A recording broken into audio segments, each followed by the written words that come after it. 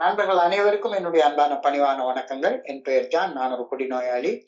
எல்லாம் வல்ல இறைவனோட அருளாலையும் தோழமையில் இணைந்து செயல்படுவதால் நான் பெற்றுக்கொள்ளக்கூடிய அனுபவம் தம்பு நம்பிக்கையாலையும் இன்னைக்கு ஒரே ஒரு நாள் நான் குடிக்கல, தெளிவா மன நிறைவா அமைதியா வாழ என்னால் நான் எல்லா முயற்சிகளையும் செய்து கொண்டிருக்கின்றேன். நண்பர் தேவா குறிப்பிட்டது போல கோயம்புத்தூர் ஒருங்கிணைப்பு குழு மனசாட்சியின் தீர்மானத்தின் அடிப்படையில நடத்தப்படக்கூடிய இந்த ஆன்லைன் மீட்டிங்ல 24 hours a day 24 மணித்துளிகள் ஒரு நாள் அப்படின்ற புத்தகத்துல இருந்து ஒவ்வொரு நாளும் ஒவ்வொரு பக்கமாக எடுத்து வாசித்து விளக்கம் பார்த்து கலந்தாய்வு செய்து கூட்டத்தை நடத்தி கொண்டிருக்கின்றோம். அதன் தொடர்ச்சியாக இன்றைக்கு நாம அடைந்திருக்கிற பக்கம் ஜூன் மாதம் 13ஆம் நாள். முதல்ல இந்த ஜூன் 13க்கான சிந்தனையை வாசிச்சுட்டு அதுக்கப்புறமா அதோடைய விளக்கத்தை பார்த்து கலந்தாய்வுக்கு கடந்து செல்வோம். இந்த ஜூன் 13 சிந்தனையை வாசிப்பதற்கு நண்பர் தேவா அவர்களை அன்போட பணியோடு அழைக்கின்றேன். தேவா, ஜூன் 13. தேங்க்யூ. 24 மணித்துளிகள் ஒரு நாள், ஜூன் 13. ஏய தோழமையின் இன்றைய சிந்தனை. ஏய தோழமையில் நமது மனம் மீண்டும் கற்பிக்கப்பட பயிற்றுவிக்கப்பட வேண்டும். மாற்றி யோசிக்க நம் மனதை நாம் பழக்கப்படுத்த வேண்டும். மது அருந்துவது குறித்த குறுகிய கால விளைவுகளை பற்றி சிந்திப்பதை நிறுத்திவிட்டு மது அருந்துவது விளைவிக்கும் நீண்ட கால பாதிப்புகளை பற்றி ஆழமாக சிந்தித்து பார்க்க வேண்டும். கண்ணாடிக்கு அப்பால் என்ன இருக்கின்றது என்பதை அறிய நாம் அதன் வழியாக பார்க்க கற்றுக்கொள்ள வேண்டும். இரவினை தொடர்ந்து வரும் விடியலை இரவின் வழியாக பார்க்க கற்றுக்கொள்ள வேண்டும். அது குறுகிய கால கண்ணோட்டத்தில் மிகவும் நன்மையானதாகவும் தோற்றம் தந்தாலும் தொலைநோக்கு பார்வையில் மது நம்மளுக்கு நஞ்சாகும். இன்று என் மனதனுள் நிகழும் போராட்டங்களின் வழியாக நோக்கையில் நாளை எனக்கு மாபெரும் நல்வாழ்வு காத்திருப்பதை காண நான் கற்றுக்கொண்டுள்ளேனா? இன்றைக்கான தியானம். இறையருட் பேராற்றல் நான் நன்றாக வாழ வேண்டும் என்று விரும்புகின்றது. அந்த நம்பிக்கைக்கு உகந்தவாறு வாழ நான் நேர்மையுடன் முயற்சிக்க வேண்டும். இப்படி முயற்சிக்க இறையருட் பேராற்றலுடன் எனக்கு ஏற்கனவே இருக்கும் உள்ளார்ந்த தொடர்பை உணர்ந்தால் அந்த பேராற்றலது நல்ல ஒழுங்கான வழிகாட்டுதலை நான் பெற முடியும். நன்மையை பெறுவதற்கு எனது எண்ணங்கள் இறையருட் பேராற்றலால் வெளிப்படுத்தும் நல்ல காரியங்களில் குவிக்கப்பட வேண்டும் என்பதும் மட்டுமே எனக்கு வழங்கப்பட்டிருக்கும் ஒரே ஒரு நிபந்தனை. என் மனதின் விருப்பமல்ல, இறையருட் பேராற்றலின் விருப்பம் நிறைவேறட்டும் என்ற மனப்பான்மை தெளிவான வழிகாட்டுதலுக்கு எனது மனதை இட்டு செல்லும். இந்த நல்ல ஒழுங்கான வழிகாட்டுதலுக்கு பணிந்து செயல்பட்டால் மேன்மையான நிலைக்கு நான் உயர்த்தி இட்டு செல்லப்படுவேன். எனது மனதில் உள்ள எனது சொந்த அதிதீவிர அகத்தூண்டுதல்கள் குறையும். என் சிந்தனைகள் இறையருட் பேராற்றலால் வழிநடத்தப்படுவது அதிகரிக்கும். இறையருட் பேராற்றலின் நல்ல ஒழுங்கான வழிகாட்டுதலுக்கு பணிந்து செயல்பட்டால் என் பிரார்த்தனைகளுக்கும் நேர்மையான பதில்கள் கிடைக்கும். பிரார்த்தனை. இறையருட் பேராற்றலால் தூண்டப்பட்டு சிந்திக்க என் மனதை பழக்கப்படுத்தி முயற்சிக்க வேண்டும் என வேண்டுகின்றேன். எனது சிந்தனைகள் இறையருட் பேராற்றலால் வழிநடத்தப்பட வேண்டும் என்றும் வேண்டுகின்றேன். நன்றி தேவா. நண்பர்கள் அனைவருக்கும் மீண்டும் ஒரு முறை என்னுடைய அன்பான பணிவான வணக்கங்களை தெரிவித்துக் கொள்றேன். என் பெயர் ஜான். நான் ஒரு குடிநோயாளி. எல்லாமல்ல இறைவனோட அருளாலையும் தோழமையில இணைந்து செயல்படுவதால் நான் பெற்றுக்கொள்ளக்கூடிய அனுபவம் தம்பு நம்பிக்கையாலையும் இன்னைக்கு ஒரே ஒரு நாள் நான் குடிக்கல, தெளிவா மன நிறைவா அமைதியா வாழ என்னாலான எல்லா முயற்சிகளையும் செய்து கொண்டிருக்கின்றேன். நாம ஸ்கூல்ல படிச்சுட்டு இருந்தப்ப எல்லாருக்கும் இந்த அனுபவம் இருந்திருக்கும் அப்படின்னு நினைக்கிறேன். ஒரு கிளாஸுக்கு வாத்தியார் வர்றதுக்கு கொஞ்சம் லேட் ஆயிடுச்சுன்னா போதும், உடனே எல்லா பசங்களும் கையன்னு கத்திக்கிட்டு போர்டுல போய் என்னமாச்சும் ஒண்ணு எழுதி சாக் பீஸ் எடுத்து ஏதாச்சும் படம் போட்டு டிராயிங் போட்டு தேவையில்லாத எதையாச்சும் ஒண்ணு எழுதி போர்டை நிறைச்சு வச்சிரும். வாத்தியாரை பத்தி ஏதாவது ஒரு கமெண்ட் ஏதாச்சும் ஒண்ணு எழுதி போர்டை நிறைச்சு வச்சிரும். கேலி சித்திரம், வாத்தியாரை பத்தி ஒரு நகைச்சுவை கமெண்ட். வாத்தியார் வந்தவுடனே எல்லாரும் அவங்கவுங்க இடத்துல போய் அமைதியா உட்காந்துப்போம். வாத்தியாருக்கு தெரிவிச்சிட்டோமா, நம்மளுடைய எதிர்ப்பை தெரிவிச்சிட்டோம் அப்படின்னு அமைதியா போய் உட்காந்துப்போம். வாத்தியார் வந்தது அந்த போர்டை பார்த்த உடனே அவருக்கு நிச்சயமா முதல்ல வர்றது இயற்கையாக அவருக்கு கோபம் தான் வரும். என்னடா இந்த பசங்க என்ன பண்ணுனாலும் திருந்த மாட்டாங்களா அப்படிதான் நினைப்பாரு. ஃபர்ஸ்ட் வந்த உடனே அவருக்கு அப்படித்தான் தோணும். ஆனாலும் அனுபவத்துல முதிர்ந்த அந்த வாத்தியாரு வந்த உடனே பொறுமையா என்ன செய்வாரு, ஒரு டஸ்டர் எடுத்து போர்ட கம்ப்ளீட்டா அழிச்சு கிளீன் பண்ணுவாரு. அதுல என்னென்னமோ எழுதி வச்சிருக்கோம் எல்லாத்தையும் அழிச்சு முதல்ல கிளீன் பண்ணுவாரு. அவருக்கு தெரியும் சரியாக பாடம் நடத்தணும் அப்படின்னா போர்டு வேணும். போர்டு வேணும்னா போர்டுல தப்பு தப்பா எழுதி வச்சிருக்கிறத முதல்ல அழிக்கணும். போர்டுல எழுதி வச்சிருக்கிறத அழிச்சாதானே ரைட்டான பாடத்தை எழுத முடியாதுல்ல. ஸோ இதே மாதிரிதான் ஏஏ தோழமையின் கூட்டத்துல வந்து அமர்ந்தவங்களுக்கு நாம முன்னால வாழ்ந்த வாழ்க்கை இது போலதான் மனசுல தப்பு தப்பா எதையோ பாடங்களை பதிச்சு வச்சிருக்கு. இங்க வந்தா எல்லாமே புதுசு புதுசா சொல்றாங்க. குடி ஒரு நோயின்றாங்க, கட்டுப்படுத்த முடியாத குடிவெறி நோயின்றாங்க, ஒரு முறை குடிநோயாளி வாழ்நாள் முழுக்க குடிநோயாளின்றாங்க, இது ஒரு குடும்ப நோயின்றாங்க, வளரும் தன்மையுடைய நோயின்றாங்க. ஒவ்வொரு நாளும் ஒவ்வொரு கருத்தா பார்த்துட்டு வர்றோம் இங்க. அப்போ ஏஏ தோழமைக்கு வர்றதுக்கு முன்னால இந்த புதிய பாடத்தை கத்துக்கணும் அப்படின்னா பழசாக மனசுல பதிஞ்சு வச்சிருக்கிற தப்பு தப்பான பாடங்களை அழிச்சாதானே பண்ண முடியும். டஸ்டரை வச்சு அதை அழிக்கணும். சரியான பாடத்தை கத்துக்கணும்னா தப்பு தப்பா கத்துக்கிட்ட பாடங்களை முதல்ல மறக்கணும், அதை அழிக்கணும். We have to unlearn the wrong lessons we have learned during alcoholic period. We have to learn right lessons in the fellowship of Alcoholics Anonymous. குடி நோய் வசப்பட்டு வாழ்ந்த காலத்துல கத்து வச்சிட்டு இருக்கிற தப்பு தப்பா பாடங்களை நாம மறந்தால் ஒழிய ஏஏ தோழமையில வந்து சேர்ந்ததுக்கு அப்புறம் சரியான பாடங்களை கத்துக்க முடியாது. ஏன்னா கிளாஷ் ஆயிட்டே இருக்கும். மனசுல நம்ம ரைட்டுன்னு ஒரு சில பாடத்தை கத்து வச்சிருக்கோம், இங்க வேற ஒண்ணு சொல்றாங்க. அப்ப எந்த பாடத்தை ஏத்துக்கிறதுன்ற முரண்பாடு வந்துடும். முதல்ல தப்பு தப்பா கத்து வச்சிட்டு இருக்கிறத அழிக்கணும். இதுதான் இன்னைக்கு சிந்தனையுடைய முதல் வார்த்தையாக எழுதப்பட்டிருக்கிறது. In AA we have to re-educate our minds. In AA we have to re-educate our minds. இதுதான் இன்றைக்கு சிந்தனையுடைய முதல் வரி. பழசுல தப்பு தப்பா கத்துக்கிட்டதை அழிச்சு போடணும் தோற. ஆல்கஹாலிக்ஸ் அனானிமஸ் தோழமையில் மனதை மறுபயிற்சி செய்வது மிகவும் அவசியப்படுகின்றது. ரீலேர்ன் பண்ணணும், ரீஎஜுகேட் பண்ணணும். இங்க வந்து எனக்கு தெரிஞ்சதை நான் சொல்லிக்கிட்டே உட்கார்ந்து இருந்தேன்னா ஒண்ணுமே மண்டையில ஏறாது. எனக்கு ஏற்கனவே தெரிஞ்சதெல்லாம் என்ன எனக்கு தெரியும்? குடிச்சது, வாந்தி எடுத்தது, அவமானப்பட்டது, அசிங்கப்பட்டது, இதுதானே எனக்கு தெரியும். அதுதானே மனசுல பதிஞ்சு போயிருக்கு. ஆல்கஹாலிக்ஸ் அனானிமஸ் தோழமையில மனதை மறுபயிற்சி செய்வது மிகவும் அவசியப்படுகின்றது. பயம், கோபம், வெறுப்பு, மனக்கசப்பு, எரிச்சல், ஆத்திரம், பொறாமை, சந்தேகம், காமம், ஆணவம், கழிவிறக்கம், பேராசை, தன்னலம், தன்முனைப்பு மற்றும் பகுத்தறிவு கொண்டு தவறுகளை நியாயப்படுத்தும் சிந்தனைகள்,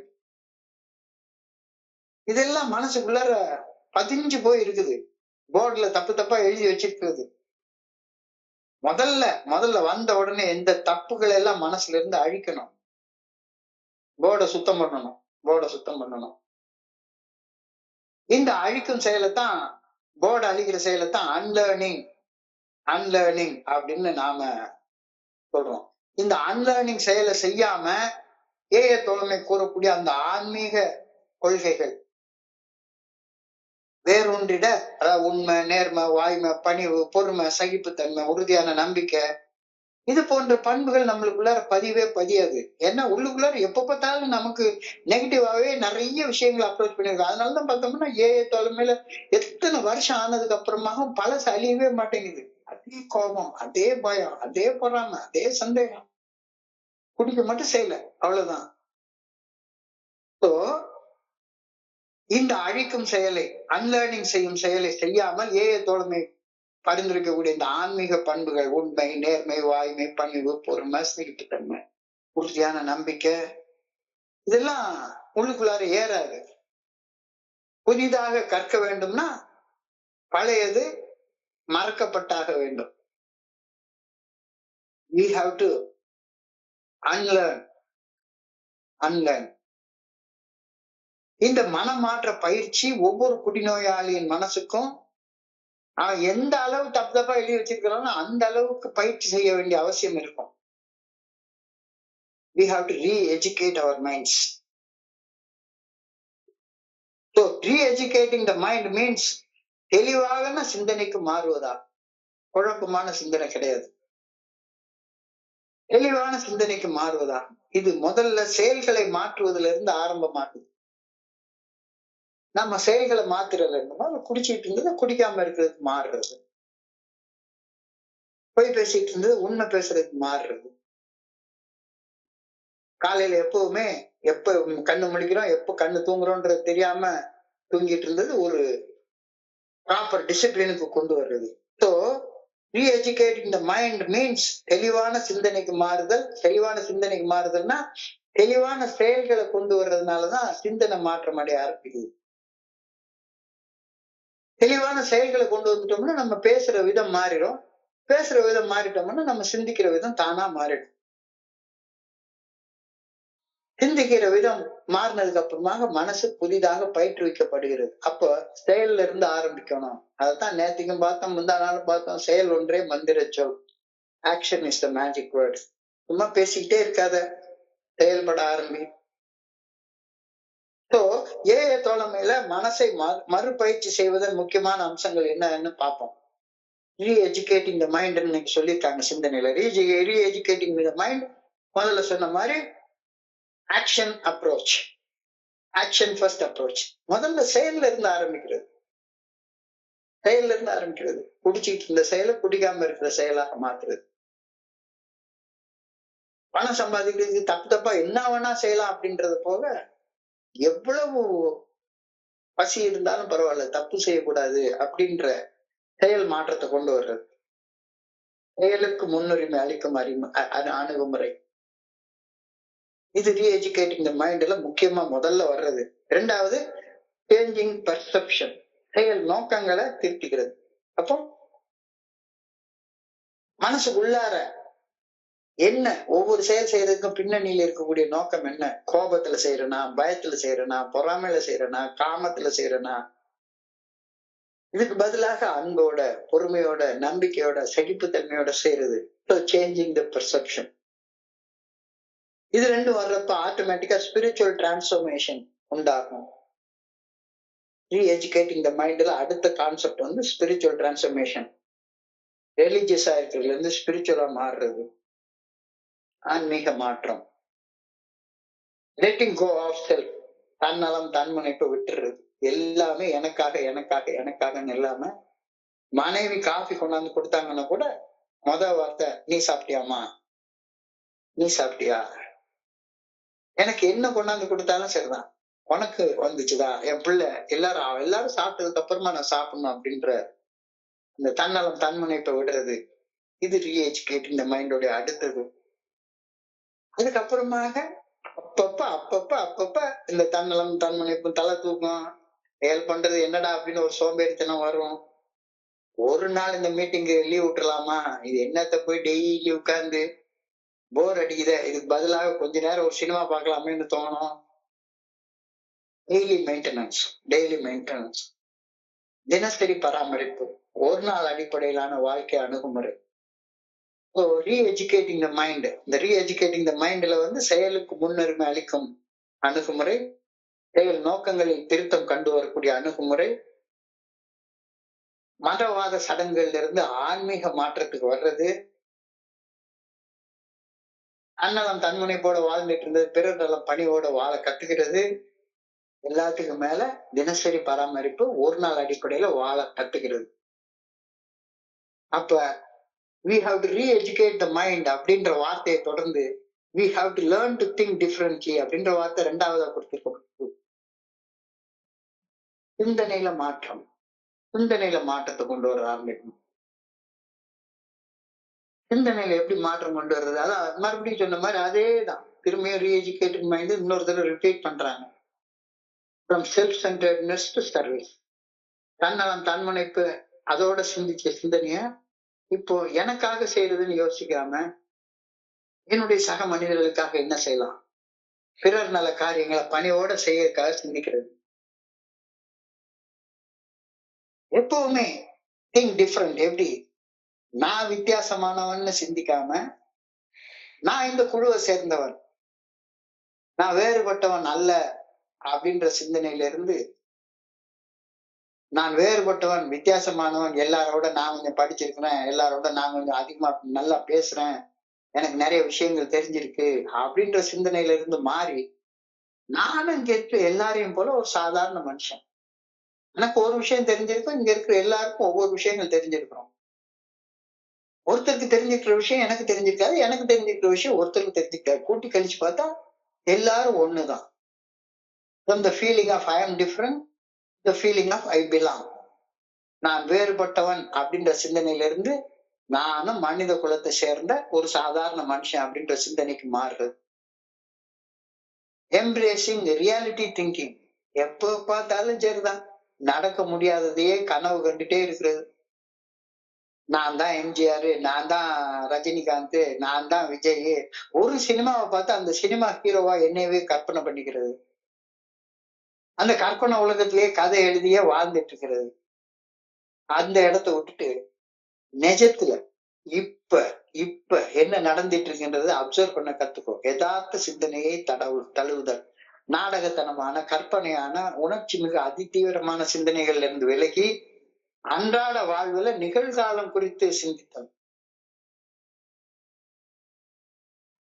இதை எப்படி செயல்படுத்துறது? டெய்லி ரீப்ரோகிராம் பண்ணிட்டே இரு. ஒவ்வொரு நாள் காலையிலயும் என்ன செய்யணும், கொஞ்சம் ரீப்ரோகிராம் பண்ணிட்டே இரு. இந்த மாதிரி கூட்டங்கள்லாம் என்னைய பொறுத்தளவுல, என்னுடைய தனிப்பட்ட வாழ்க்கையில என்னுடைய சிந்தனையை ரீப்ரோகிராம் பண்ணிக்கிறதுக்கு ஏகப்பட்ட வகையில ஹெல்ப் பண்ணிருக்கு. என்ன சரி மறுசீரமைப்பு. நேற்றுக்கு ஒரு வகையில சின்னதா ஒரு தப்பு பண்ணிட்டோமா, இன்னைக்கு மாத்திப்போம். Think think think. சிந்தியுங்கள் சிந்தியுங்கள் சிந்தியுங்கள். நான் ஒரு மாதிரி கோவப்பட்டனா, பயந்தனா, பொறாமப்பட்டனா, சந்தேகப்பட்டனா அப்படின்னா இந்த உணர்வு தடுமாற்றம் உருவாக்குறதற்கான கடந்த கால காரணங்கள் என்ன அப்படின்னு யோசி.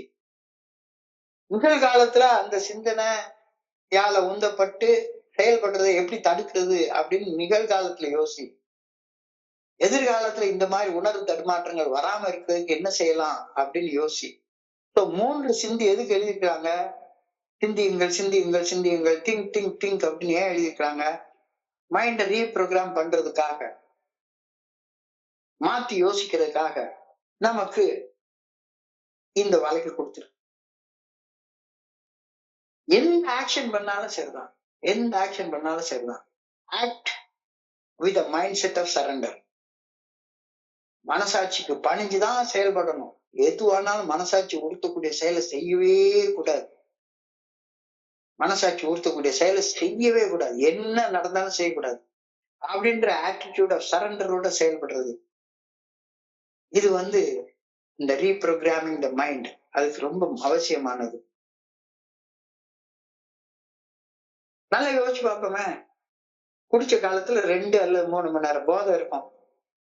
இல்ல ஆரம்ப காலத்துலன்னா 6-7 மணி நேரம் போதை இருக்கும். அந்த போதை சுகமான ஃபீலிங்கா தான் இருக்கும். தண்ணிய போட்டா சந்தோஷம் பிறக்கும், தள்ளாடி நடந்தா உல்லாசமா இருக்கும், என்னென்ன கவலை எல்லாமே பறக்கும், எப்போதும் மனசு நல்லா இருக்கும் அப்படின்னு சொல்லி குடிச்ச காலத்துல பாடிட்டு, நான்லாம் காலேஜ் படிக்கிற நேரத்துல ஏதோ ஒரு படத்துல இந்த பாட்டு வந்தது, தண்ணிய போட்டா சந்தோஷம் பிறக்கும் அப்படின்னு, பிரச்சனைகளை மறந்து போயிடலாம் அப்படின்னு. இது குறுகிய கால சுகங்கள் குறித்த சிந்தனை. ஆனா குடி நோய் நீண்ட நாட்களாக கொஞ்சம் கொஞ்சமா என்னைய இருக்கனாக்கி பைத்தியக்காரனாக்கி சாகடிக்கும். குறுகிய கால சுகங்களை குறித்து சிந்திக்கிறத விட்டுட்டு நீண்ட கால பாதிப்புகளை பத்தி யோசிச்சு பாரு. Take a long view of drinking instead of a short view. நான் குடிக்கிறத நினைச்ச உடனே எல்லாம் என்னைக்கு என்ன தோணும், இன்னைக்கு ஒரு நாள் குடிச்சுக்கிறேன், நாளையில இருந்து குடிக்க மாட்டேன். ஷார்ட் வியூ தான் நான் பாக்குறேன். ஒரு பெண் சுகத்தை அடையணும் அப்படின்னா சரிதான், லாங் வியூவை நான் பார்க்கவே மாட்டேன். ஷார்ட் வியூ, இன்னைக்கு ஒரு நாள், இப்ப மியூச்சுவல் கன்சென்ட்ல தானே தப்பு செய்யறோம். இன்னைக்கு ஒரு நாள். Take a long view instead of a short view. அதுதான் இன்னைக்கு ஒரு இடியம் சொல்லியிருக்காங்க, look through the glass to see what lies beyond it. ஒரு தடை இருக்குது, ஒரு கண்ணாடியில எனக்கு ஒரு பிம்பம் தான் தெரியுது, அதுக்கு பின்னால என்ன இருக்குன்னு எனக்கு தெரியல. அதனாலதான் எதுக்கு நான் சொல்றாங்க, look through the glass to see what lies beyond it. மேலோட்டமா பார்க்காத, மேலோட்டமாக பார்க்காத, ஆழமாக பாரு, ஆழமாக பாரு. இன்னைக்கு நடக்கிற போதையை மட்டும் பார்க்காத, இன்னைக்கு நடக்கிற கிடைக்கிற லாபத்தை மட்டும் பார்க்காத, உடனடி பலன்களை, உள்ளுக்குள்ளார உள்ள தப்பு எண்ணங்களை, மேலோட்டமான தோற்றங்களை கடந்து ஒரு சூழ்நிலையின் உண்மையான பெரும்பாலும் கண்ணுக்கு புலப்படாத இயல்புகளை புரிந்து கொள்ள முயற்சி பண்ணு அப்படின்னு சொல்லு. ஏதாச்சும் ஒரு செயலை செய்யணும் அப்படின்னு ஒரு ஒரு ஒரு அக தூண்டுதல் உண்டாகுது அப்படின்னு சொன்னா உடனே போய் அதை செஞ்சிடாத. Look through the glass to see what lies beyond it. இந்த செயல் செய்யறதுனால நீண்ட காலத்துல என்ன விளைவு ஆகும் அப்படின்னு யோசிக்க கத்துக்கோ. இதுதான் மைண்ட ரீஎஜுகேட் பண்றது, திங்கிங்க ரீப்ரோகிராம் பண்றது. லுக்கிங் பாஸ்ட் த சூப்பர்ஃபிஷியல், மேலோட்டமாக பார்ப்பதை விட்டுட்டு ஆழமா. இப்ப நீங்க இந்த புத்தகத்தை படிச்சாலும் சரிதான், இது மேலோட்டமா பார்த்தா இந்த மேலோட்டமா என்னமாச்சும் ஒண்ணு சொல்லிட்டு போயிட்டே இருக்கலாம். ஆனா ஆழமாக பாரு, ஆழமாக பாரு, சூப்பர்ஃபிஷியலா பார்க்காது. ஓவர்கமிங் டிஸ்டார்டட் பெர்செப்ஷன்.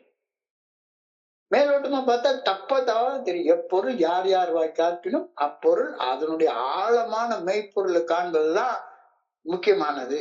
ஓவர்கமிங் டிஸ்டார்டட் பெர்செப்ஷன், திரிந்த கண்ணோட்டத்தை வென்று விடுதல், வென்று விடுதல். எப்பவுமே டிஸ்டார்டட் கண்ணோட்டத்தோட பார்க்காத. சேலஞ்சிங் அசம்ஷன்ஸ், இப்படி இருக்கும் உன்ற அனுமானத்தை, அனுமானமா எப்பவுமே முக்கால்வாசி நேரம் அப்படியே அனுமானத்திலேயே போறது. ஒரு அனுமானத்திலே ஒரு கார் ஓட்டுறப்ப ஒரு உத்தேசமா ஓட்டுறது, அனுமானத்துல பண்ணாத. Challenge your assumption. Looking glass shift, வேறு கோணத்துல இருந்து பார்க்க கத்துக்கும், வேறு கோணத்துல இருந்து பார்க்க கத்துக்கும். ஒவ்வொரு விஷயத்தையும் இந்த புத்தகத்துடைய பெரிய விஷயமே என்னன்னா, எல்லா உண்மைகளும் ஒரே உண்மைகளை பல்வேறு கோணத்துல இருந்து பார்க்க கத்துக்கிறாங்க. நீங்க ஹார்ட் டிசீஸ் உள்ளவங்க 64 ஸ்லைஸ் ஆஞ்சியோகிராம் ஒண்ணு பண்ணாங்க. இந்த 64 ஸ்லைஸ் ஆஞ்சியோகிராம் ஒரு பாடியை 64 கோணத்துல இருந்து அது போட்டோ எடுக்கும். வெவ்வேறு கோணத்துல இருந்து, வெவ்வேறு கோணத்துல இருந்து பார்க்க கத்துக்கிறோம். A call for visionary thinking, தொலைநோக்கு பார்வை. அதாவது கனவு கண்டுட்டே இருக்காத, கனவு கண்டுட்டே இருக்காத. உன்னுடைய விஷன், இப்ப இன்னைக்கு நான் குடிக்காம இருந்தேன்னா, இன்னைக்கு இந்த செயல் செஞ்சேன்னா நாளைக்கே என்ன கிடைக்கும் அது பிரச்சனை இல்லை. ஒரு வருஷம் கழிச்சு, 10 வருஷம் கழிச்சு நான் என்னவாக மாறுவேன் அப்படின்ற விஷன், அகக்காட்சி. அது கனவு இல்லை. 10 வருஷம் கழிச்சு என்னவாக மாறணும் அப்படின்னா அந்த நிகழ்ச்சிக்காக இப்ப என்ன செய்யணும் அது அகக்காட்சியில பாரு. 2 மாசத்துக்கு அப்புறமாக நான் கம்ஃபர்டபுளா ஒரு ரயில் ஜேர்னி போனோம் அப்படின்னு சொன்னா இப்பவுமே டிக்கெட் எடுத்து வச்சிருவேன். எனக்கும் என்னுடைய ஒய்ஃபுக்கும் ஃபர்ஸ்ட் ஏசில லோயர் பர்த் வர்ற மாதிரி அழகா ஒரு டிக்கெட் எடுத்து வச்சிருவேன். கம்ஃபர்டபுளா ஜேர்ன் பண்ண முடியும். கனவு காணாத, அகக்காட்சியில எதிர்காலத்துல நான் இன்னவாக இருக்கிறதற்கு இன்னைக்கு என்ன செய்யணும் அப்படின்றது கத்துக்கோ. That is, we have to learn to think differently, re-educate the mind. ரொம்ப அழகா சொல்லியிருக்காங்க. மேற்பரப்பை பார்ப்பதிலிருந்து விலகி அதற்கு அப்பால் என்ன இருக்கின்றது என்ற உண்மையை நான் காண்பதற்கு மனசை பழக்கப்படுத்த வேண்டும். We have to look through the night before the morning after. முந்தைய இரவுக்கு பின் வரும் காலை அப்படின்னு ஒரு அழகான பாடல் உண்டு. முந்தைய இரவுக்கு பின்னாலதானே காலை நேரம் வரும். இன்னைக்கு ராத்திரி அளவுக்கு அதிகமா 1.5 பாட்டில குடிச்சேன் அப்படின்னு சொன்னா காலையில என்ன வரும்? ஹேங் ஓவர் தான் வரும். அளவுக்கு அதிகமாக குடிச்சா, அளவுக்கு அதிகமாக மது அருந்தினா விரும்பத்தகாத உடல் ரீதியான பின்விளைவுகள் ஏற்படத்தானே செய்யும், ஹேங் ஓவர் இருக்கத்தானே செய்யும். So we have to look through the night before the morning after. நாளைக்கு என்ன காலையில எந்த மாதிரி கண் விழிப்போன்றதை இன்னைக்கு ராத்திரியே யோசிக்கணும். இன்னைக்கு ராத்திரி யோசி. இன்னைக்கு ராத்திரி உட்கார்ந்து 2 மணி வரைக்கும் உட்கார்ந்து போன் பிக்சர் பார்த்துட்டே உட்கார்ந்து காலையில கண் எரிச்சலோட தான் எழும்பி ஆகணும். சுகபோக செயல்களில் நெறி தவறி ஈடுபடுவதன் பின் விளைவாக பின் விளைவை விவரிக்க இந்த சொற்றொடர் சொல்லப்படுகிறது. நாளைக்கு காலைய இன்னைக்கு ராத்திரியே பாரு. நாளை காலையில நீ எப்படி கண் விழிக்கணும்ன்றத இன்னைக்கு ராத்திரி படுக்க போறப்ப நீ நிர்ணயம் பண்ற. Look through the night before the morning after. முந்தைய இரவு என்ன செஞ்சேனோ அதோட பின் விளைவோடு தானே அடுத்த நாள் காலையில நான் கண்ணு முழிப்பேன். அந்த கர்ம வினையோட அந்த ஊழ் வினையோட தானே அடுத்த நாள் நான் கண் விழிப்பேன். Look through the night, look through the night to the morning after. அப்ப நான் எதிர்காலத்துல என்னவாக மாறணும், நாளைக்கு காலையில கண் விழிக்கிறப்ப எப்படி இருக்கணும் அப்படிங்கறத இப்பவே நிர்ணயம் பண்ணு. முந்தைய இரவு நடந்து கொண்ட கொடுப்பட்ட நடத்தை மறுநாள் காலையில தெளிவாக வெளிப்படுத்தப்படும். முந்தைய நாள் இரவு நடந்து கொண்ட பொறுப்பற்ற நடத்தை மறுநாள் காலை தெளிவாக வெளிப்படுத்தப்படும். இரவுல யாரும் அறியாமல் செய்யும் தவறு என்று நீ நடத்திருந்தா, அதாவது அழகா வேதத்துல ஒரு வசனம் உண்டு. யாரும் தெரியாம தப்பு செய்யறோம்னு நினைப்ப, அடுத்த நாள் அது கூரை மேல நின்னு கூவப்படும் அப்படி சொல்லுவாங்க. யாரும் தெரியல நான் தப்பு செஞ்சேன், யாருக்குமே தெரியாது, எல்லாத்தையும் பார்த்துட்டு இருக்கிறதுக்கு ஒரு பெரிய இது கண்காணி இல்லை என்று கள்ளம் பல செய்வார். யாரும் பார்க்கலன்னு நீ செஞ்சேன்னா கண்காணி இல்லா இடமில்லே காணுங்கால் கண்காணியாக கலந்தெங்கும் நின்றானே கண்காணி கண்டா கள ஒளிந்தாரே. முந்தின நாள் ராத்திரி நீ தப்பு செய்ய மாட்ட. No matter how good liquor looks in the short view, you have to realize that in the long run it is poison to us. இன்னைக்கு போதை எவ்வளவு சுகமா இருந்தாலும் சரிதான், தொலைநோக்கு பார்வையில அது நமக்கு விஷம், இஞ்சி, பாய்சன். எல்லா தவறான செயல்களுக்கு இது பொருந்தும். எல்லா தவறான செயல்களுக்கு இது பொருந்தும். அது போன் பிக்சர் பாக்குறதா இருந்தாலும் சரிதான், தவறான காம நடவடிக்கைகளா இருந்தாலும் சரிதான், தப்பு தப்பா பணம் சம்பாதிக்கிறதா இருந்தாலும் சரிதான், சோம்பேறித்தனமா தூங்குறதா இருந்தாலும் சரிதான். எல்லாமே அந்த கொஞ்ச நேரத்துக்கு நல்லா தோன்ற மாதிரி இருக்கும். லாங் ரன்ல தப்புன்றது விஷம், தப்புன்றது நஞ்சு, தப்புன்றது poison. Have I learned to look through the bottle to the better life that lies ahead? எப்பவுமே பாட்டில வச்சே பாத்துக்கணும். பாட்டில பூர தள்ளி வச்சுட்டேன்னா ஒரு மேம்பட்ட வாழ்க்கை எனக்காக காத்துட்டு இருக்கு அப்படின்னு உனக்கு யோசிக்க தெரியுதா? இன்று என் மனதில் நிகழும் போராட்டங்கள் வழியாக நோக்கும் போது மனசுல இன்னைக்கு ஒரே சஞ்சலமும் இதாதான் இருக்கு, போராட்டமா இருக்கு. ஐயோ இந்த மீட்டிங் முடிஞ்ச உடனே ஒரு தடவை ஒரு போன் பிக்சரை பார்த்துட்டு தூங்கிடலாமே அப்படின்னு தான் தோணுது. Have I learned to look through the bottle to the better life that lies ahead? இன்று என் மனதினுள் நிகழும் போராட்டங்கள் வழியாக நோக்கும் போது நாளை எனக்கு தப்பு செய்யலைன்னா நல்ல வாழ்வு காத்துட்டு இருக்கு அப்படின்னு நான் கற்றுக்கொண்டு விட்டேனா, ரீஎஜுகேட் பண்ணிட்டேனா, மாத்தி யோசிக்க கத்துக்கிட்டேனா? இல்ல இன்னும் கத்துக்கலையா, மீட்டிங் வந்து போயிட்டே இருக்கிறான், அவ்வளவுதான், வேற ஒண்ணும் கத்துக்கல அப்படின்னு சொன்னா இன்னைக்கு தியானத்துக்கு கடந்து போ. தியானத்துல அதுக்கான வழியை சொல்றாங்க. என்னுடைய மனித மனதின் விருப்பம் குறுகிய கால சுகங்கள் என் உடலுக்கும் மனதுக்கும் கொடுப்பதில் மட்டுமே கவனத்தை குவித்து சிந்திக்கும். மனசு வேற எப்படியும் சிந்திக்காது. உடம்புக்கு என்ன கொடுக்கலாம், எனக்கு எப்ப பேச கிடைக்கலாம், நான் எப்படி குட் மார்னிங் மெசேஜ் அனுப்பலாம், நான் எப்படி என் குரல் கேட்கலாம், நம்மள்கிட்ட மட்டும் பேசிட்டே இருக்காரு. நானும் அதே மாதிரி எங்கேயாவது பேசிட்டே அலையலாம். அப்ப எனக்கும் ஒரு ஸ்டேட்டஸ் கிடைக்கும் அப்படின்னு நானும் அதே மாதிரியே இந்த உடம்புக்கும் மனசுக்கும் தன்னலத்தோடையும் தன்மனைப்போடையும் என்னைய ஏதோ ஒரு இடத்துல மையமாக வச்சு அப்பவும் செய்யி. ஒரு நாளைக்கு 24 மணி நேரத்துல 8 மணி நேரம் பண்ணு. அதுக்கு அப்புறமா பேச ஆரம்பிங்க. சும்மா மனசுல ஏதோ தோன்றத அப்படியே திரும்பியும் ஒரு கிளிப்பிள்ள ரிப்பீட் பண்ற மாதிரி பின்றது, அது எனக்கு எந்த பிரயோஜனமும் கிடைக்காது அப்படின்றத புரிஞ்சுக்கோ. எனது மனம் அப்படிதான் சிந்திக்கும். எனது மனம் குறுகிய கால சுகங்களை என் உடலுக்கும் மனதுக்கும் கொடுப்பதில் மட்டுமே கவனத்தை குவித்து சிந்திக்கும். ஆனால் இறையருட் பேராற்றலின் விருப்பம் எனது நீண்ட கால இலக்குகளை மனதில் வைத்து செயலாற்ற எனக்கு என்னை ஒரு நல்ல ஒழுங்கான திசையில வழி நடத்தும். மனசுக்கும் மனசாட்சிக்கும், மைண்டுக்கும் கான்சியன்ஸுக்கும் இடையில உள்ள வித்தியாசத்தை இந்த இடத்துல சொல்றாரு. உன்னுடைய மனசு குறுகிய கால சுகங்களை மட்டும் யோசிக்கும். உன்னுடைய கான்சியன்ஸ் உன்னுடைய நீண்ட கால இலக்கை நோக்கி நீ முன்னேறுவதற்கு உன்னை மனசுல நினைக்க வைக்கும். இப்ப கேள்வி என்னன்னா, மனம் போன போக்குல மனசை மதிச்சு குறுகிய கால சுகத்துக்காக செயல்பட தீர்மானிக்க போறேனா? சும்மா நான் படிச்சு செயல்படுத்தாத விஷயங்களையே கூட என் பாட்டுக்கு எல்லாருடைய கவனத்தை ஈர்க்கிறதுக்காக நான் பாட்டுக்கு பேசிட்டே இருக்க போறேனா?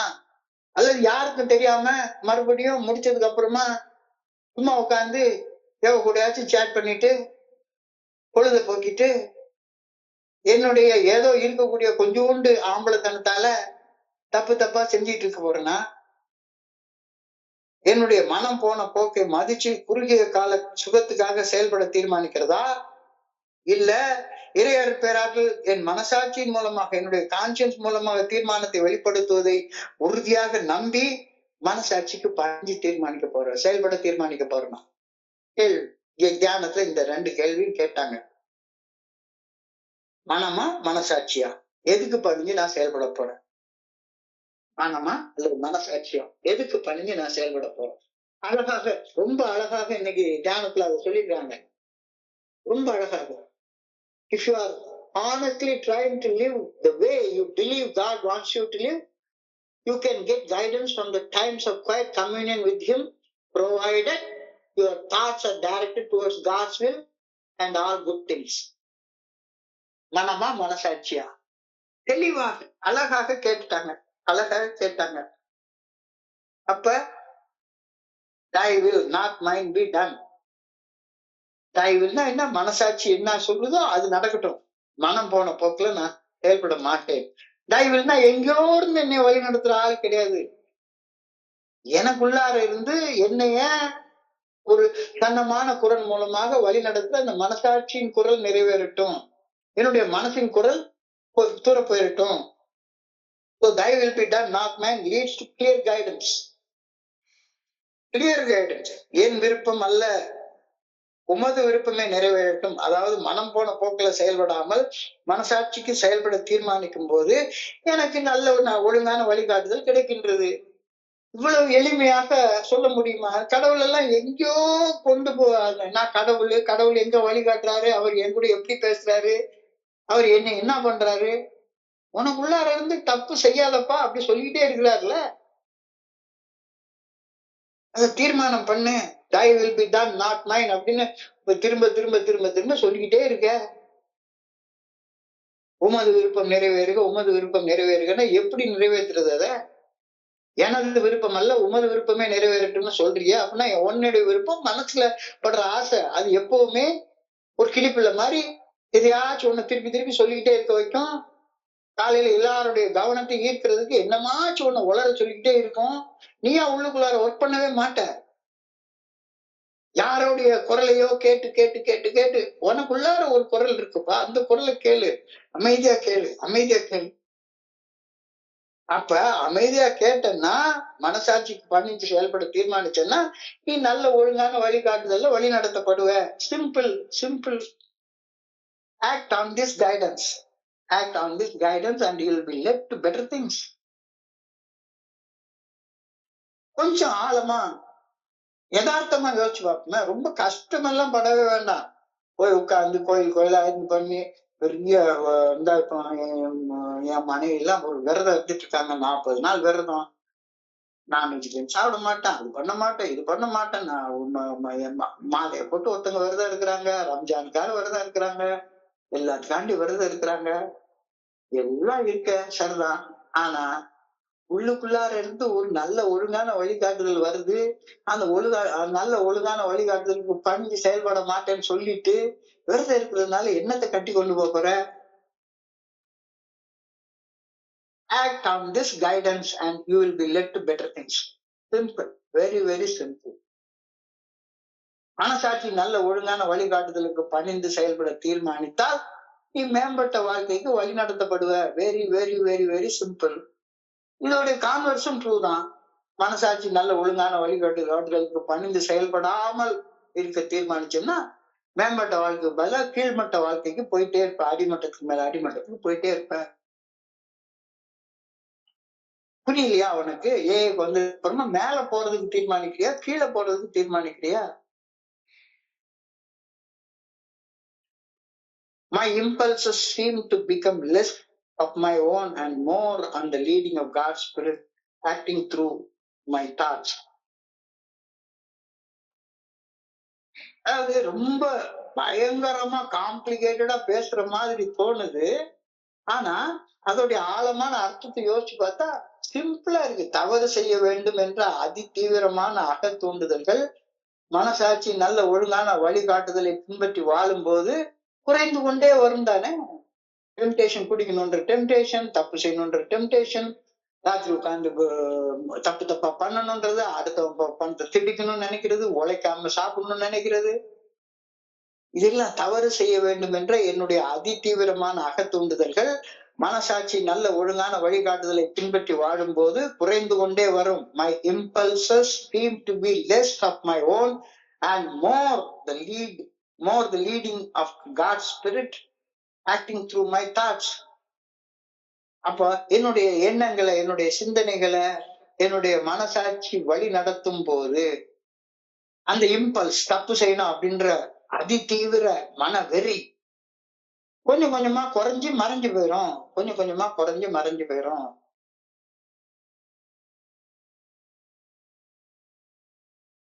தவறு செய்ய வேண்டும் என்ற என்னுடைய அதி தீவிர அக தூண்டுதல் மனசாட்சி நல்ல ஒழுங்கான வழிகாட்டுதலை பின்பற்றி வாழும்போது குறைந்து கொண்டே வருகின்றன. என்னுடைய எண்ணங்களும் சிந்தனைகளும் மனசாட்சியின் குரல் மூலம் நெறிப்படுத்தப்பட்டு கொண்டே வருவதை நான் உணர ஆரம்பிக்கின்றேன். கொஞ்சம் கொஞ்சமா, ஒரே நாள்ல நடக்காது.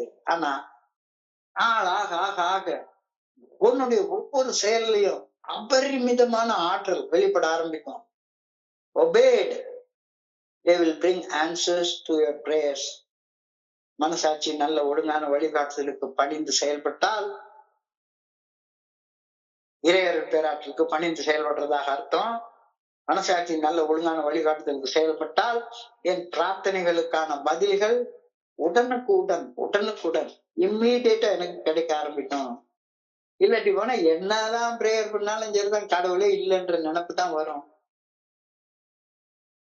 உனக்கு தேவைப்படுறது என்ன? வாழ்வதற்கான ஆற்றல். அந்த வாழ்வதற்கான ஆற்றல் உன்னுடைய உணர்வுகள் நெறிப்படுத்தப்படும் போது மட்டும்தானே கிடைக்க போகுது. உணர்வுகளை நெறிப்படுத்தாம வாழ்றதுக்கான ஆற்றலை எங்கிருந்து நீ கிடைக்க போற?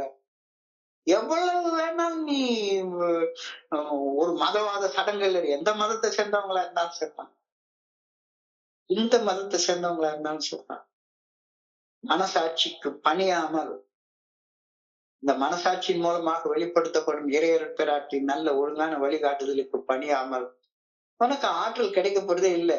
பணிஞ்சன்னா ஆற்றல் கிடைக்க போகுது. உன்னுடைய அந்த ஆற்றல் வேணுங்கிறதுதான் பிரார்த்தனை. எங்களுக்காக அவன் என்ன சித்தம் என்னவென்று அறிந்து கொள்ள மட்டுமே வேண்டி அதை நிறைவேற்றும் ஆற்றலை கோரி பிரார்த்தித்தோம். அந்த ஆற்றல் தானே உனக்கு வேணும். அந்த ஆற்றல் உனக்கு தானா கிடைச்சிட போகுது. எப்ப கிடைக்க போகுது? நீ மனம் போன போக்குல சித்தம் போக்கு சிவம்போக்குன்னு வாழ்ந்தேன்னா உனக்கு ஆற்றலே கிடைக்காது. உன்னுடைய மனதுடைய ஆற்றல் மட்டும்தான் உனக்கு இருக்கும். ஆனால் கொஞ்சம் கொஞ்சமாக தவறு செய்வதை தவிர்த்து உன்னுடைய மனசை நெறிப்படுத்திக்கிட்டே போற நேரத்துல உள்ள இருந்து ஆற்றல் பொங்கி வர ஆரம்பிக்கும். So I pray that I may try to think God's thoughts after him. இறையருள் பேராற்றலால் தூண்டப்பட்டு சிந்திக்க என் மனதை பழக்கப்படுத்தப்பட வேண்டும் என இறைவாமை பணியோடு வேண்டிக் கொள்கின்றேன். என்னுடைய சிந்தனைகள் இறைவருள் பேராற்றலால் வழி நடத்தப்பட வேண்டும் என இறைவாமை பணியுடன் வேண்டுகின்றேன். ரொம்ப அழகான சிந்தனையோடு இன்னைக்கு சிந்தனையை முடிச்சிருக்காங்க. ஒரு 2 நிமிஷம் நம்ம இன்னைக்கு என்ன சிந்தனை அப்படின்ற, என்ன சிந்தனை, என்ன தியானம், என்ன பிரார்த்தனைன்றதை இன்னொரு தடவை ரீகேப் பண்ணி பார்ப்போம். மனசுல உள்ள பழசு அழிஞ்சாதான் we try to hold on to our old ideas. The result was nothing until we let go absolutely அப்படின்னு ஒரு வார்த்தையை பில்டப் எழுதிட்டாரு. அதெல்லாம் ஆரம்பத்துல நான் எனக்கு நல்ல ஞாபகம் வந்தது. இதை பார்க்குற நேரத்துல வாத்தியார் வர ஒரு 10 நிமிஷம் லேட் ஆகி போயிடுச்சுன்னா போதும், வாத்தியாரை பத்தி கேலி சித்திரம், வாத்தியாரை பத்தி கேலி கமெண்ட் எல்லாம் போர்ட்ல எழுதி போட்டு வச்சிருப்பான். அப்போ அனுபவப்பட்ட வாத்தியாருக்கு அதை பார்த்த கோபம் தான் வரும். என்னடா பசங்க இவங்க மாறவே மாட்டாங்களா அப்படின்னு கோபம் வரும். ஆனா கோபம் வந்துட்டு யார் இது எழுதுனா அப்படின்னு சொல்லி கேட்டுட்டு அவர் ஒன்னும் அடிக்க போறதுலாம் கிடையாது. வந்த உடனே அவர் என்ன பண்ண போறாரு, ஒரு டஸ்டர் எடுத்து அந்த போர்டை சுத்தம் பண்ணிடுவாரு. அதே மாதிரி ஏஏ தோழமையின் கூட்டத்தில் வந்து அமர்வதற்கு முன்னால வாழ்ந்த வாழ்க்கை நம்ம மனசுல தப்பு தப்பா என்னென்னமோ எழுதியிருக்கு. தப்பு தப்பா எழுதியிருக்கிறது மறந்தாதான் புதுசாக சரியான விஷயத்தை எழுத முடியும். In AA we have to re-educate our minds. Alcoholic Anonymous தோழமையில மனதை மறுபயிற்சி செய்வது மிகவும் அவசியப்படுகின்றது. பயம், கோபம், வெறுப்பு, மன கசப்பு, எரிச்சல், ஆத்திரம், பொறாமை, சந்தேகம், காமம், ஆணவம், கழிவிறக்கம், பேராசை, தன்னலம், தன்முனைப்பு, பகுத்தறிவு கொண்டு தப்பு எல்லாம் நியாயப்படுத்துறது, இதெல்லாம் மனசுல தப்பா எழுதி வச்சிருக்கோம். இதையெல்லாம் அழிக்காம புதுசா 12 படிகள் அடங்கிய மீட்புடைய செயல் திட்டத்தை எப்படி எழுத முடியும்? இந்த அழிக்கும் செயலைத்தான் அன்லேர்னிங் அப்படின்னு சொல்றோம். புதிதாக கற்கணும்னா பழசு மறக்கடிக்கப்பட்டாக வேண்டும். பழச மறக்கடிக்கணும்னா உன்னுடைய மைண்ட ரீஎஜுகேட் பண்ணணும். ரீஎஜுகேட் பண்ணணும்னா முதல்ல செயலை விடு, செயலை மாத்து.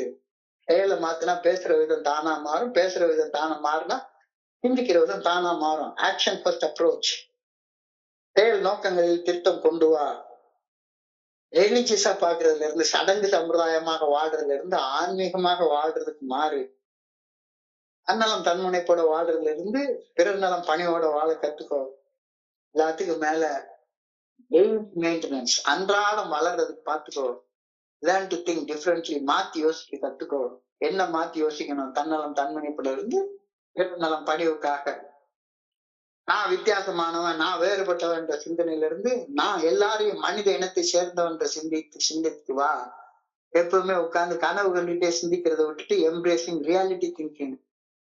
சும்மா நாடகத்தனமான கற்பனையில சும்மா எமோஷனலாக பேசிட்டே அலைகிறது வேண்டாம், விட்டு.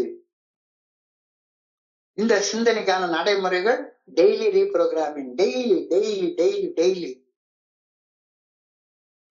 சிந்தியுங்கள். தப்பா நடந்ததற்கான கடந்த கால காரணம், தப்பு சரி பண்றதுக்கான நிகழ்கால திருத்தம், தப்பு நடக்காம இருக்கணும்ன்ற எதிர்கால எச்சரிக்கை, இது மூணையும் யோசி. Surrender and act. எப்பவுமே சரண்டர் பண்ணு. Look through the glass to see what lies beyond. எப்பவுமே நம்ம அவ்வளவுதான் குறுகிய கால கண்ணோட்டத்தை பாக்குறோம். குடிச்சா ஒரு 2 மணி நேரம் போதும், 3 மணி நேரம் போதும், 5 மணி நேரம் போதும் கிடைக்க போகுது. ஆனா அது நீண்ட காலத்துல என்னைய கொஞ்சம் கொஞ்சமா சாவடிச்சு கிறுக்கனாக்கி பைத்தியக்காரனாக்கி விட்டுருது. So take a long view of drinking instead of a short view. Look through the glass to see what lies beyond it. மேற்பரப்பில் இருந்து பார்ப்பதை விட்டு விலகி அதற்கு அப்பால் என்ன இருக்கிறது என்பது உண்மையாக பார்க்க கத்துக்கோ. We have to look through the night before. அழகா சொல்லிட்டாங்க. We have to look through the night to the morning after. அடுத்தது வரக்கூடிய காலையை பார்க்கணும். இதுக்கு என்ன அர்த்தம்? இன்னைக்கு ராத்திரி 1.5 பாட்டில குடிச்சேன்னா நாளை காலையில ஹேங் ஓவர் தான் முழிப்பேன். இப்ப நாளை காலையில நான் நல்ல நிதானமா முழிக்கணும் அப்படின்னா இன்னைக்கு ராத்திரி தப்பு செஞ்சுட்டு படுக்க கூடாது. தப்பு செஞ்சுட்டு படுத்தா காலையில அந்த தப்புடைய விளைவோட தான் கண்ணு முடிப்பேன். என்னுடைய சுகபோக செயல்கள்ல நெறி தவறி ஈடுபடுவதன் பின் விளைவுகள் மோசமா தான் இருக்கும். நல்லது செஞ்சா நல்லது நடக்கும், கெட்டது செஞ்சா கெட்டது நடக்கும். நல்லது செஞ்சுட்டு கெட்டது நடக்க வாய்ப்பே இல்லை, கெட்டது செஞ்சுட்டு நல்லது நடக்க வாய்ப்பே இல்லை. Look through the night before the morning after. முந்தைய இரவு என்ன செஞ்சோமோ அதன் பின் விளைவோட தான் அடுத்த நாள் காலையில கண் மழிப்போம். கர்ம வேணா ஊத்து வந்து ஊட்டுவோன்னே ஒரு நாள் விட்டுட்டு போவாது. No matter how good a bad act looks in a short view, we must realize that in the long time it is poison, it is விஷம். போதை இன்னைக்கு ராத்திரி எவ்வளவு சுகத்தை கொடுத்தாலும் சரி, அடுத்த நாள் காலையில என்னடா அப்படின்னு தோணும். நாள் காலையில சந்தோஷமா உற்சாகமா கண்ணு வலிக்கணும்னா இன்னைக்கு ராத்திரி தப்பு செஞ்சுட்டு படுக்காத. இல்ல தவறான செயல்களுக்கு இது பொருந்தும். இத புரிஞ்சுக்கிட்டேன்னா இன்று என்னுடைய மனசுக்குள்ளார நிகழும் போராட்டங்களின் வழியாக நோக்கும் போது நாளை எனக்கு நல்வாழ்வு காத்திருப்பதை காண கற்றுக்கொண்டேன்னா, போராட்டம் இருக்கு, இதை செய்யலாமா வேண்டாமா செய்யலாமா வேண்டாமான்ற போராட்டம் இருக்கு. இந்த போராட்டங்களின் வழியாக போக்குறப்ப தப்பு செய்யாம படுத்தேன்னா நாளைக்கு நல்லா கண்ணு விழிப்புன்றது சிம்பிளான ட்ரூத். புரியுதா? புரியலன்னா தியானத்துக்கு போ. இப்ப மனசுக்கும் மனசாட்சி உள்ள வித்தியாசத்தை சொல்றாங்க. என்னுடைய மனித மனதின் விருப்பம் குறுகிய கால சுகங்களை மட்டும்தான் பார்க்கும். என்னைய ஒரு கிரௌடுல மையமாக உள்ள மனுஷனாக வைக்கத்தான் பார்க்கும். அதனாலதான் அனானிமஸா இருக்க சொல்றாங்க. எதை பேசணும்னாலும் அதுக்காக 5 மணி நேரம் 6 மணி நேரம் யோசிச்சு உன்னுடைய சிந்தனையை பேசு. அடுத்தவன் சிந்தனையை பேசாத. அடுத்தவன் சிந்தனையை பேசாத. என்னுடைய மனித மனதின் விருப்பம் குறுகிய கால சுகங்களை மட்டுமே என்னுடைய உடலுக்கும் மனதுக்கும் கொடுப்பதில் கவனத்தை கொடுக்கும். ஆனால் இறையருட் பேராற்றலின் நல்ல ஒழுங்கான வழிகாட்டுதல் எனது நீண்ட கால இலக்குகளை மனதில் வைத்து செயலாற்ற என்னை ஊக்குவிக்கும். இப்ப கேள்வி, மனசுக்கு பணிஞ்சு செயல்படுறதா மனசாட்சிக்கு பணிஞ்சு செயல்படுவதா? should I obey the mind or should I obey my conscience? எதுக்கு நான் பணிஞ்சு செயல்படணும்? மனமா மனசாட்சியா? எதுக்கு பணிஞ்சு செயல்படணும்? அழகான கேள்வி.